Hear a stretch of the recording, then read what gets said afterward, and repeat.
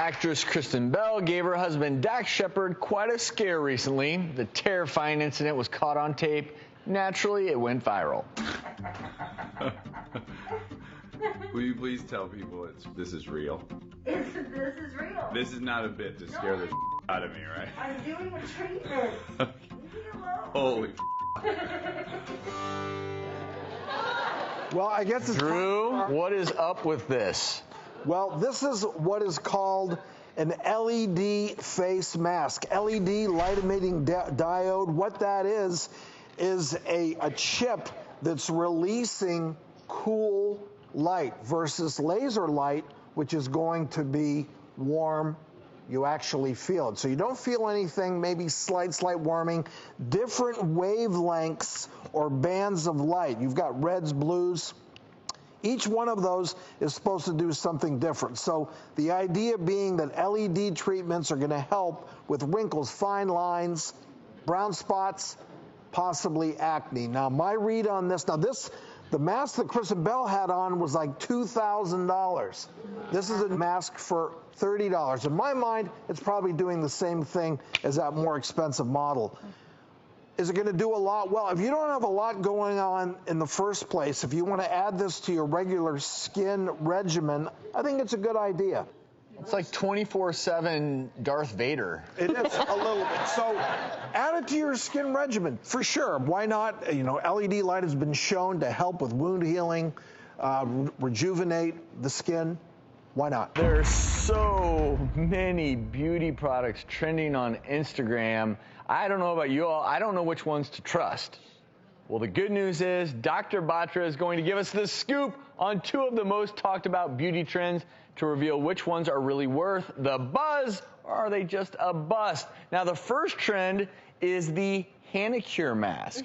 So this is a Korean mask. It's supposed to reduce pores, hyperpigmentation, and wrinkles. And this is one of the new hot masks out there, right? So you see celebrities like Drew Barrymore posting this. And so the way this works is you mix a lifting serum with a gelling agent and you shake it, and you'll see me here in this video. This is actually how you make it. Because you were doing this. This is me actually putting it to the test. And so you slather it everywhere that starts to show age. So your face, your neck, your backs of your hands. And when it goes on, it feels cool. But then what it does over the next 30 minutes is it dries and it tightens and it feels really tight. So this is called the zombie mask. It actually hurts to talk and it makes you look really old afterwards.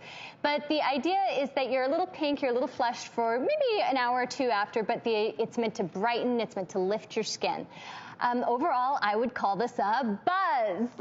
Really? Yeah. And so that old wrinkly look is just while it's on. Then you wipe it off, and then a little bit later is when you're supposed to have that glow. So yeah, so this does have some good anti-inflammatories and some antioxidants. I would say with a grain of salt, a couple things not to do with this mask. One is when your face is really tight and frozen, don't chase your kids around the house yelling, "Zombie mommy!" or you will break some capillaries and it will be too tight and really painful. So I learned that the hard way, so don't do that. The second thing is that if you do this too frequently, they recommend doing this twice a week. Your skin might be a little too irritating and a little bit too drying. I know for me, I tried to stack it a little close together and I was a little irritated and inflamed. So as with any product, I think this one has some really good ingredients. It does definitely make your skin feel a little tighter and softer afterwards, but gauge how your skin responds to it and probably ease into it. Make sure. I mean, this is a hot trend. These masks coming from Asia, a lot of all this Korean and Japanese skincare, very hot right now, and I think this one's gaining a lot of traction because a lot of celebrities are posting on Instagram with their zombie faces, and it looks cool. So there you go, posting. Is there a particular ingredient where you say, oh, if you see this ingredient in a mask, it's probably a really good one? Like, this is something really beneficial? I think that's a really great question. I think most of the really excellent masks right now are using very potent antioxidants. So like green tea extract is a really nice one. Things that have vitamin E, vitamin C, those are brightening agents. This one in particular has actually a number of botanicals. So the caveat is that you should always test these things out, especially the more herbal they are, the more likely they are to trigger a reaction. Hyaluronic acid is a great plumping agent that a lot of them have too. This is a Korean rubber mask? Yeah, so this one actually I love because this is almost like a chemistry experience to do at home. So if you can see, there's powder in here, so it comes like this, and then it actually gives you these really lovely instructions where I thought we were eating yogurt. and you mix it. And so this is fun if you have kids or you just want to terrorize the people in your household. But what you do is you mix it up, and it starts to form this paste. And then the thing about this that I learned trying this out is that you actually have a fairly narrow window of opportunity, because once you mix it, it starts to congeal pretty quickly.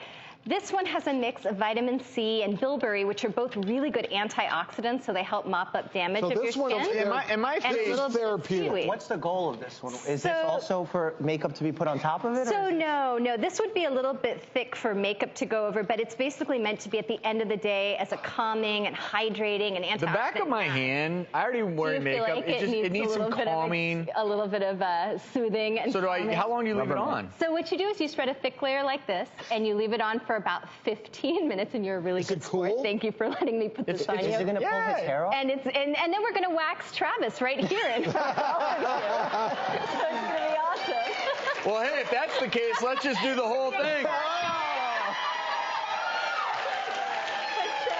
I think we have a film of this. After about 15 minutes, it all sort of congeals, and then you actually do pull this off all in one piece. It's actually really cool. And at the end, I felt pretty hydrated. I did feel like, especially because we wear a lot of makeup on this show, I felt like it just calmed everything down a little bit. So I guess buzz or bust. I feel like where you're heading with this is... Definitely buzz. Buzz, yeah. Korean rubber mask. Thumbs up. Have you seen this face mask? It's all over social media. But does it work? Well, we're about to find out, and we're going to tell you exactly in what we like to call what's the real deal. And here to help us out is our colleague and friend, Dr. Jason Emmer from Beverly Hills. Welcome. Good to see you. Good to see you. Always a pleasure. And, all three of us try to stay on the cutting edge, the latest trends. But, we have to be honest with our patients, right? Of course. Does it work or does it not work? Of course. There's a lot of things out there that are just hype marketing. And specifically these masks that are magnetic masks, face masks, that our Korean scientists have developed to make the skin have a natural and healthy glow. So I wanted to test the science behind it. Okay. So I applied it to myself. Actually, I'm going to apply it to you now. Can we apply it while we talk about it? Yeah, I would love to. There's not a lot of science behind the magnetism. People believe that when you apply the mask and then you use the magnet, it pulls out all the oil, the debris, the dead surface cells from the skin. And it's also easier to take off. And obviously, she's having an easy time applying it. Yeah, it is. So that's the whole idea, Jason, that the magnet is to remove the mask instead of rinsing it off with water. Yes, exactly. And that allows the active ingredients in there to penetrate to the skin more. This one specifically having volcanic ash, beeswax, squalene oil, and sunflower oil. Now, is this okay for sensitive skin, would you say? Well, that's a good question. A lot of these are made for hydration and for people that have sensitive skin, so it really should be for all different skin types. It feels really good. Yeah. Does it? Yeah. Yeah. That's quite a list of ingredients. I mean, anything special about those, or they're just great moisturizers? They're more about moisturization and calming effect. I think that there's some anti-aging to the oils that are in there and the volcanic ash, but take a look. I don't know if you guys can see this, but it almost looks like a starburst. It does. And you know what I like to call these masks? Thumb-stopping Instagram posts, because you're always going like this or finger stopping, whatever, and this would make me stop and be like, what the heck is that? Well, that's there was that other one too where somebody's like peeling their face off and then you see all the pores coming out of it. I think I must have watched that video like 200 times. But is that good? Do you really want to do that? Well, that's the thing. There's a lot of these masks online that are just great for marketing. You see them on social media and people get excited about them. Wow, but these other other masks have toxic chemicals in them, and I've had patients where they've literally ripped their skin off because they haven't been able to take the mask off. It hardens on their skin. That is so cool how that comes off. Yeah, it is. Now, I want to ask, will you be buying this specific product? Yeah, I think that this one specifically is a little overpriced for what's in it, but I think it's exciting. People are very, it's easy to apply, it's clean. Yes. So I think a lot of people are going to start using this on other areas of the body that are harder to reach, like the elbows, and the knees, the chest. $110. And is this something people obviously are doing at home? Do it yourself, right? Oh, yeah. Yeah, this is a DIY type of mask at home. And bottom line is, it's good ingredients, and I would use it, but you could look out and see if there's some that are a little more affordable. Yes, well, it can get expensive because according to one survey, women spend over $225,000 in a lifetime on their appearance. That is a lot of money. Yes, That is it a lot. And actually, there's another one out that says they spend over $2,000 a year just on anti-aging, not including like the makeup and all of that stuff, just anti-aging. And I always tell people, stop spending $19.99 here and $29.99 there. Buy something for $50 at a doctor's office that's actually biopsied, proven, backed by science, going to make you see like a difference, not just throwing money away. And we're going to stand by the product. Yes. So ultimately, you said this is a thumbs up? I would say it's a thumbs up, but look for something affordable. Well, you heard it here. That's the real deal.